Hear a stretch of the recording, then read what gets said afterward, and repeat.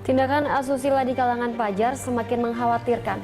Tingginya praktik seks bebas di kalangan pelajar disebabkan mudahnya akses melihat pornografi. Ya, hasil penelusuran Berita Satu menemukan hingga saat ini akses pornografi dengan mudah diakses di warung internet.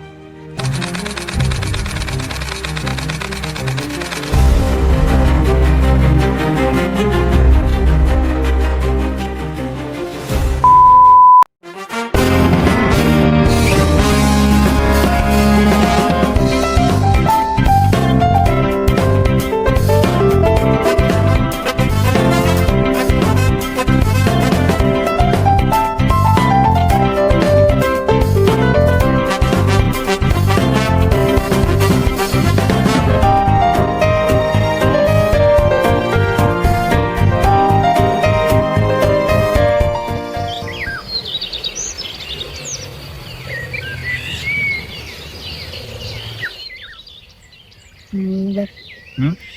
toilet lantai 3 kosong. Iya, kenapa? Iya nggak apa-apa, cuman mau peluk aja. Tapi kan kalau di sini kan nggak enak. Sumpah peluk aja kan kamu juga udah mau pulang kan. Iya sih, bener aman emang. Ya orang pulang kampus juga, kan kita juga harusnya pulang. Tapi mau peluk dulu.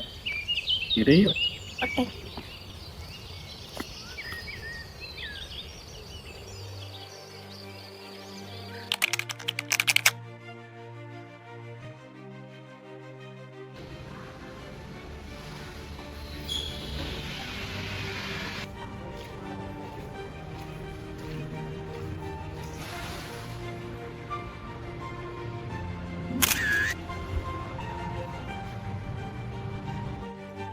Tahu gak sih, gue tadi habis lihat sesuatu.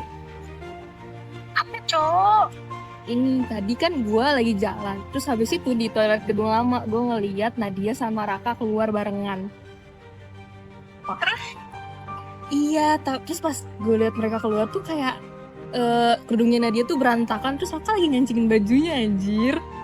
Gila banget sih gue. Tadi gue videoin buru-buru, gue sempet foto, tapi rada-rada buram gitu.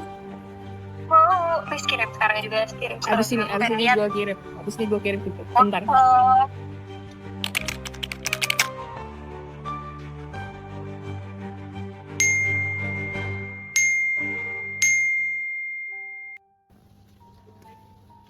Kal, lu baik-baik aja. Enggak mah. Semua orang udah lihat.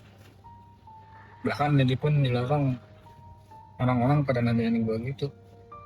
Tuh udah coba nelfon Nadia. Gak diangkat aja sama gue.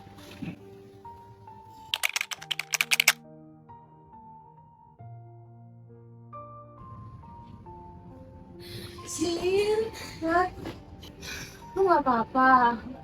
Lu harus gimana ya, Sin? Rasanya gue gak mau ketemu semua orang di dunia ini. Sin, gue mau. Ya, gak apa-apa. Lu tenang dulu.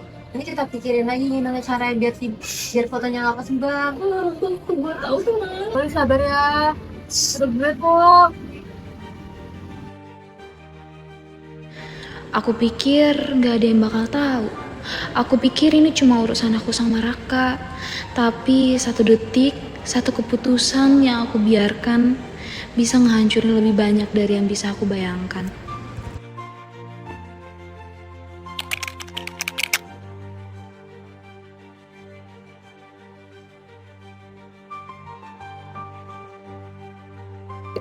Kalian nggak bisa terus-terusan kayak gini.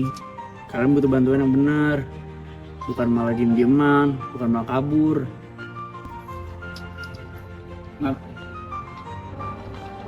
Aku minta maaf. Harusnya kemarin aku nggak kayak gitu. Harusnya kemarin aku yang jagain kamu.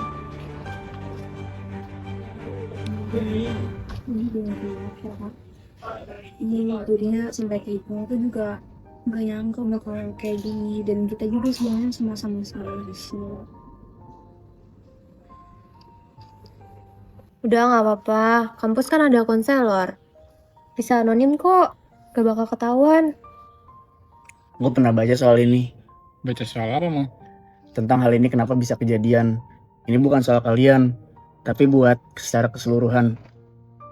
Kebanyakan kejadian kayak gini tuh bukan karena orang jahat, Tapi orang-orang yang nggak pernah diajarin batasan, nggak ada ruang buat dia tuh ngomong tanpa dihakimin. Dan media sosial itu bikin informasi kesebar semakin cepat. Satu foto bisa kirim ke ribuan orang dalam hitungan detik. Tapi yang paling sakit itu tuh kita tuh kayak ngerasa sendiri gitu loh. Kayak seakan-akan gue tuh orang yang paling kotor gitu.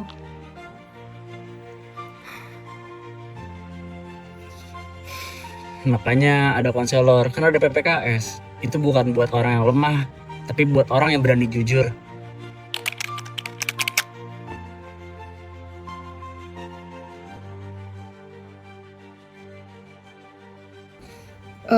Gue bingung mau mulai dari mana, tapi gue meminta maaf. Gue nggak nyangka bakal jadi kayak gini. Gue tuh waktu itu cuma excited aja dan cuma cerita aja ke teman-teman gue, tapi gak nyangka kalau ini tuh bakalan kesebar dan jadi banyak yang tahu. Ya udah dir, nggak apa-apa. Ya ini juga kan emang salah gue sama Raka juga pada awalnya. Iya biar gue juga kalau bisa diulang bakal nih beda gitu nggak kayak gini. Ya udah, dari sini kita belajar aja. Kedepannya jangan sampai keulang lagi. Gue minta maaf. Satu keputusan, entah itu buat ngelakuin sesuatu atau buat nyebar sesuatu, itu semua bisa ngubah hidup orang.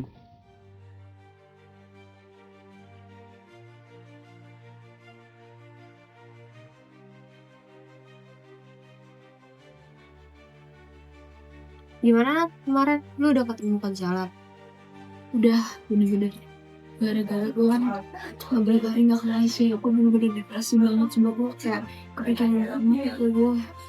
Akhirnya gue tahu suatu hal gitu sih, kenapa semuanya itu bisa terjadi kayak gitu. Apa tuh? Itu konselnya itu ngejelasin kan, kayak mungkin bisa dia bilang tuh 3 faktor ya yang gue ingat. Jadi tuh dari faktor keluarga juga, dari faktor keluarga gue, terus juga faktor lingkungan. Yaitu kalau diri sendiri kayaknya sih gara-gara kita nggak punya bola aja gitu. Jadi nggak mikir panjang gitu saat kejadian. Dan itu kan kejadian yang paling banget ya, apalagi kondisinya kayak kemarin lah, gue bener-bener nggak mikir sejauh itu gitu loh. Karena tuh kita bener-bener nanya sampai kesana. Terus kayak apa? Dia gimana? Kalau pasti dia juga bilang sama si keluarga dia juga hal yang kayak gini tuh masih tabu gitu di keluarga dia. Jadi buat ngomongnya tuh ya kita juga apa ya, jadi nggak tahu batasan, berasa nggak ada apa ya input dari keluarga kita gitu loh. Hanya sih, tapi itu dampaknya gede banget gak sih di keluarga mereka? Sumpah kemarin aja dia bener-bener ngomong di kamar, dia masuk ke apa ini biasa banget gitu loh. Padahal pas kemarin gue gak mikir, mungkin gara-gara kayak gue mikirnya orang lain juga sama kok banyak yang ngelakuin kayak gini pada saat itu. Sekarang setelah kejadian dan kayak gini, wah gue bener-bener depresi banget. Keluarga gue juga, wah itu apa sih kemarin gue sama keluarga gue. Iya bener-bener sih. Semangatnya Nat, gue gak ngebayang sih kalau misalkan jadi lu. Nah, ya gimana ya, kadang tuh satu keputusan yang kayak kita pikir ya udahlah gitu, cuma kita yang tahu. Jadi sebenarnya kemarin tuh kata konselornya sebenarnya yang penyebab video ini juga tuh kekerasan banget sih. Kan bisa ngomongnya sampai tahu nggak, tapi untungnya gue nggak selain gimana juga sih, karena itu juga kan teman kita juga ya. Jadi ya sih dia juga nggak, mungkin dia kaget, dia sih pengen kaget, coba gue juga nggak nyangka, sumpah. Tapi kan yang penting kita udah ngobrol juga sama si Dira. Terus sama Raka gimana? Ya gimana ya, sekarang sih kita cari introspeksi diri aja sih. Kalau ada baik lagi, dan kita juga udah komitmen, kita udah janji sama diri kita sendiri, sama keluarga juga, kita nggak bakal kayak gini lagi sama siapapun ke depannya.